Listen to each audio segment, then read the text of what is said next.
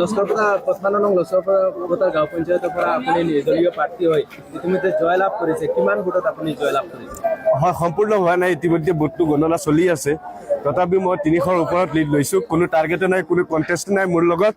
মোৰ ৰাইজৰ ওপৰত আস্থা আছিলে, ৰাইজে মোক মৰম যাচিছিল। আজি তাৰ পৰিণতিত এই ফলাফল পাবলৈ সক্ষম হৈছোঁ। ৪ নম্বৰ ৱাৰ্ডৰ ৰাইজক কি কিবা? মই প্ৰথমতে সৰ্বপ্ৰথম মই ৪ নম্বৰ ৱাৰ্ডত সকলো ৰাইজক, যিসকলে মোক ভোটদান কৰিছিল বা যিসকলে কৰা নাই, সকলো লোকক মই ধন্যবাদ জনাইছোঁ। আৰু আগন্তুক দিনত সকলো ৰাইজৰ লগত মিলি যাতে আমাৰ এই গাঁও অঞ্চলৰ পঞ্চায়তৰ ধুনীয়াকৈ যাতে ধুনীয়াকৈ কাৰ্যকালটো আমি অতিবাহিত কৰিব পাৰোঁ, তাৰ কাৰণে আমি ৰাইজৰ লগত সঁহাৰি জনাই আগবাঢ়ি থাকিম।